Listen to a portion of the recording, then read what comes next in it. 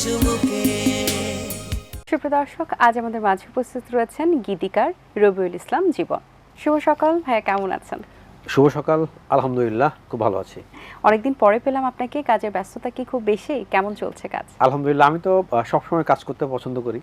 লেখালেখি, চাকরি, সংসার সব মিলে ব্যস্ততার মধ্যেই যাওয়া হয়। আচ্ছা, চাকরি কোথায় করছেন এখন? আমি হচ্ছে CZN24 অর্থাৎ সিটিজেন জার্নাল নামে একটা অনলাইন পোর্টাল যাত্রা শুরু করেছে। আমি এটার সঙ্গে আছি। কত বছর হলো? এটা হচ্ছে 4 মাস শেষ হয়েছে অলরেডি, 5ম মাস চলছে। এবং আমাদের একজন বন্ধু তোফাজ্জল হোসেন রুবেল, উনি হচ্ছে এটার এডিটর, তার সাথে আমি আছি এবং আমাদের একটা টিম আছে। আমরা চেষ্টা করছি যে এটার মাধ্যমে নিউজ এবং হচ্ছে ডিজিটালি নতুন কিছু করার জন্য। এটা আমাদের অনেক বড় একটা স্বপ্ন এবং অনেকেই আমাদের এই স্বপ্নের সারথি হয়েছেন। আমরা চেষ্টা করছি আস্তে আস্তে আমাদের টিমটাকে গোছাবো এবং এখান থেকে যাতে মানুষকে সুন্দর কিছু উপহার দিতে পারি।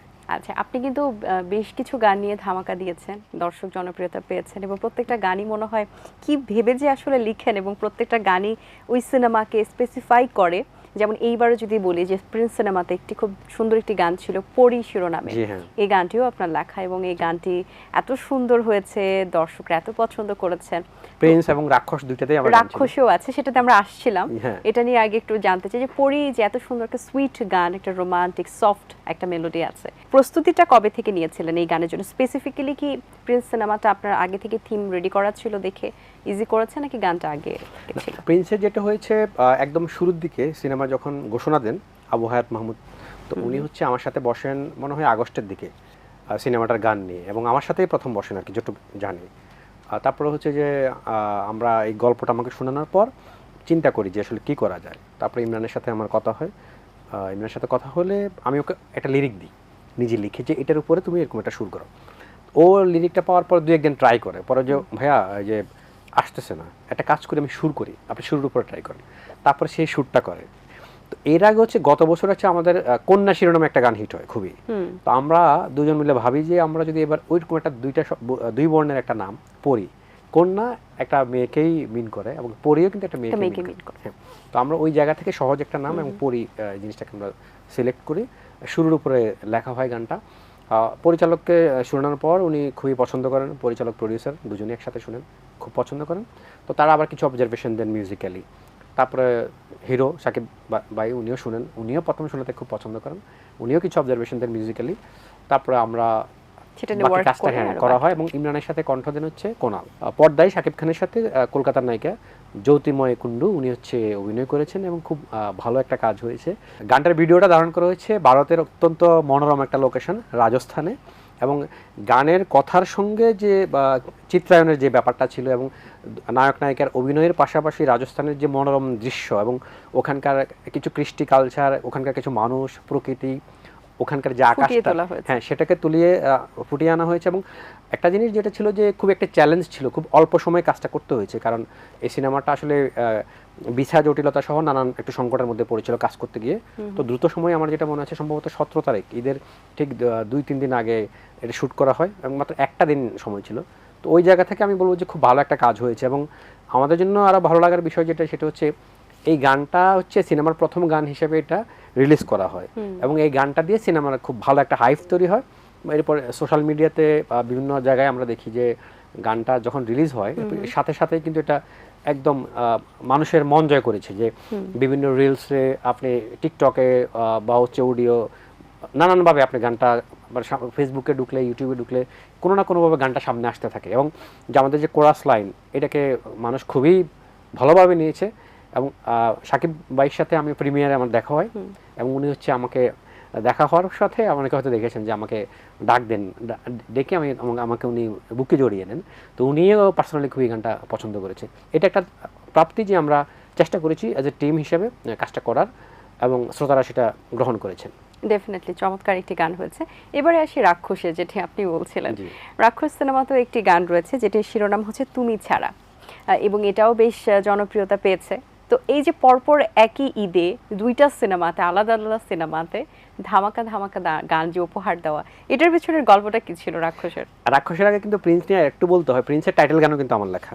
প্রিন্সের যে টাইটেল, যদি ওটা প্রকাশ করেন, এবং প্রিন্সের শুরু হয় ছোট্ট একটা গান দিয়ে, লুইপার গাওয়া, এলো যে রঙিন ফাগুন নামে ছোট্ট ওইটাও কিন্তু আমার লেখা ছিল, এবং ওইটাতে সাম্যময় দৃপ্ত নামে একজন কম্পোজ করেছেন, ওটা লুইপা গেয়েছেন। আর টাইটেল গানটা করেছেন হচ্ছে আরাফাত মোহসেন নিধি। আর রাক্ষসের ব্যাপারটা আমার জন্য খুবই ইন্টারেস্টিং এবং একই সাথে চ্যালেঞ্জিং। সেটা হচ্ছে রাক্ষসে একই কম্পোজিশনে আমার একটা গান দুই রকম লেখা, তুমি ছাড়া গানটা। এটা হচ্ছে একটা নর্মাল একটা রক টাইপের একটা ভার্সন, সেটা হচ্ছে ইমরানের সাথে গেয়েছে দোলা। ওইটারই একটা রিপ্রাইজ একটা ভার্সন ছিল, ইমরানের সাথে গেয়েছে হচ্ছে ইশিকা, একই লিরিকে তুমি ছাড়া।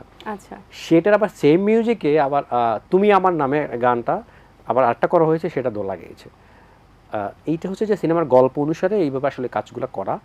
এবং হচ্ছে আপনি শুনেছেন কিনা জানি না, প্রথমে দুইটা গান সিঙ্গেল লিরিক্যাল ভিডিও আকারে ছাড়া হয়, আর দোলার যে সিঙ্গেল ভার্সন ওটা হচ্ছে জাস্ট গতকালকে এসে গানটা ছাড়া হয়েছে। তো গল্পটা রিভিল হয়ে যাবে এই কারণে ডিরেক্টর বা টিম থেকে গানগুলো আসলে লিরিক্যালি ছাড়া হয়, স্পয়লার যাতে না হয়। রাইট। এবং ইটার ভালো লাগার বিষয় হচ্ছে পয়লা বৈশাখের অনুষ্ঠানে দেখলে ইমরান হচ্ছে স্টেজে গানটা করছে, অর্থাৎ এই রিকোয়েস্ট আসছে, এবং ইমরানের কোনটা একটু আলাদাভাবে এই গানটা হয়েছে, একটা ইমোশনাল একটা, যে আমি নিঃস্ব হয়ে যাব তুমি ছাড়া, আমি পাগল হয়ে যাবে তুমি ছাড়া, আমি সময়কে থামিয়ে দেব তুমি ছাড়া। অর্থাৎ ভালোবাসার মানুষটাকে না পেলে সে তার পৃথিবী, তার নিজের ভালো থাকা, নিজে আসলে ভালো থাকবে না, শেষ হয়ে যাবে, ধ্বংস হয়ে যাবে, নিঃস্ব হয়ে যাবে, সে পাগল হয়ে যাবে, এবং সে প্রয়োজনে সময়টাকে সে থামায় দিবে। কিন্তু তারপরে সে তার ভালোবাসার মানুষটাকে সে চায়, আপন করে চায়, ভালোবেসে চায়।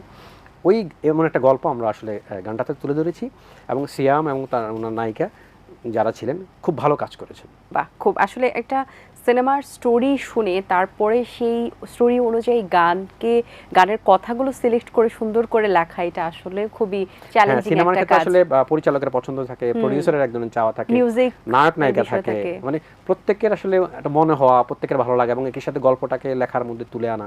আমরা চেষ্টা করেছি সহজ এবং সুন্দরভাবে যাতে জিনিসটাকে সামনে নিয়ে আসতে পারে। খুবই সুন্দরভাবে হয়েছেও, দর্শক জনপ্রিয়তা এত পেয়েছে গানগুলো। আচ্ছা, আমরা কিন্তু সিনেমা হলে দেখেছি যে আমাদের যিনি প্রধানমন্ত্রী আছেন তারেক রহমান, উনি কিন্তু সিনেমা হলে গিয়ে সিনেমা দেখেছেন তার মেয়ে জাইমা রহমানকে নিয়ে।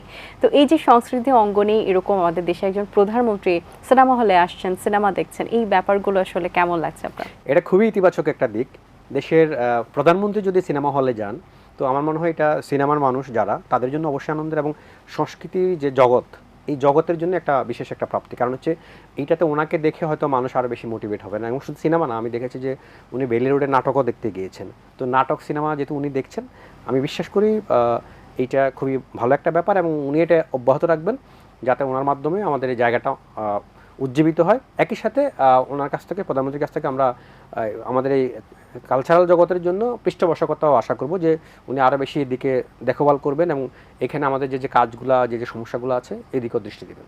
বাহ, এবং নাটকেও কিন্তু আপনার দুটি গান এসেছে এবার, একটি হচ্ছে আগুন ও আরেকটি হচ্ছে সে জানে না। এটার কেমন রিভিউ পেয়েছেন? দুইটা গান, একটা হচ্ছে সে জানে না, সেটা ছিল পুতুলের বিয়ে নাটকে, রাফাত মজুমদার রিঙ্কুর।